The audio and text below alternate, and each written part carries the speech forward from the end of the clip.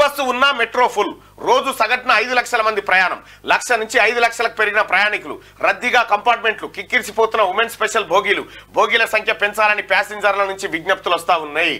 ఇక చూడు, హైదరాబాద్ మెట్రో రైల్లో రోజుకు రద్దీ పెరుగుతున్నది.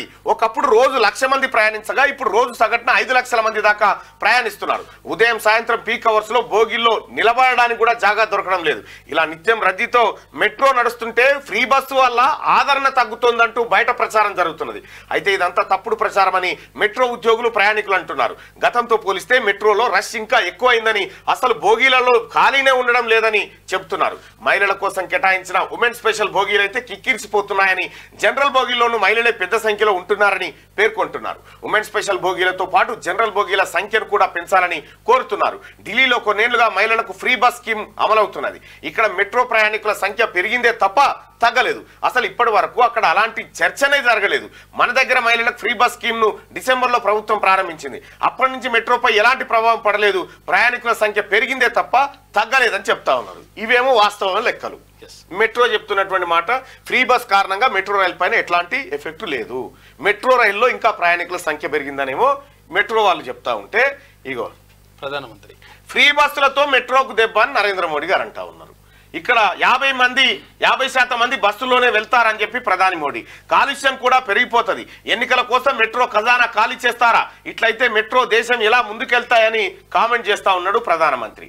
ఇక మీరు ఫ్లైట్లలో ఫ్రీగా తిరుగుతున్నారు, మహిళలకు ఫ్రీ బస్ వద్దా?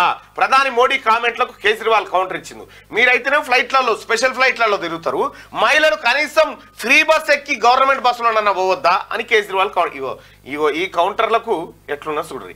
ఇక ప్రధానమంత్రి గారు ఇది చెప్తా ఉన్నారు కదా, ఇదే ప్రధానమంత్రి గారికి సంబంధించి ఇగో ధ్రువ రాటే ఏమంటుండ ఒకసారి ఇనురి.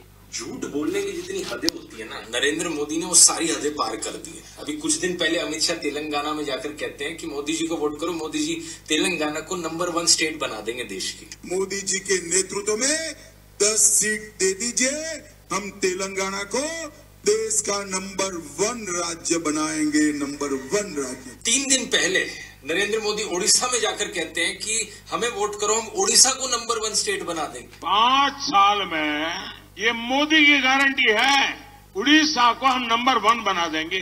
इतना ही नहीं, इससे पहले कर्नाटका में जाकर कहा था कि हम कर्नाटका को नंबर 1 स्टेट बनाएंगे। कर्नाटका को पूरे देश का नंबर 1 राज्य बनाने का लिए। इससे एक ही चीज पता लगती है, ये देश की जनता को, आप लोगों को बिल्कुल बेवकूफ समझते हैं। मोदी का वो मुसलमान मंगलसूत्र वाला भाषण याद है ना, कि देश की संपत्ति पर पहला अधिकार मुसलमानों का है।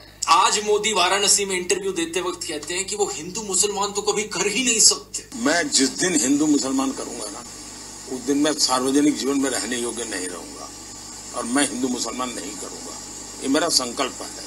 मतलब झूठ बोलने की भी हद होती है यार। अगर आप में से अभी भी कोई ऐसा बचा है ना जो मोदी की बातों में यकीन कर रहा है, अपने माथे के ऊपर बेवकूफ लिखवा लो। ఇది కథ. ఈ రకంగా జనాన్ని బేవకూఫ్ చేస్తా ఉన్నారు కొంతమంది. అయితే విషయం ఏంటంటే, ఇక్కడ ఒరిస్సా నెంబర్ 1 స్టేట్ అవుతుంది అంటాడు, కర్ణాటక నెంబర్ 1 స్టేట్ అవుతుంది అంటాడు, అలాగే తెలంగాణ నెంబర్ 1 స్టేట్ అవుతుంది అంటాడు. సరే, నెంబర్ 1 స్టేట్ కావాలని కోరుకుందాం, కానీ నెంబర్ 1 స్టేట్ కావాలని కోరుకుందాం కానీ ఈ అబద్ధాలు ఎందుకు అనేది ధ్రువ రాటే ప్రశ్న. ఇక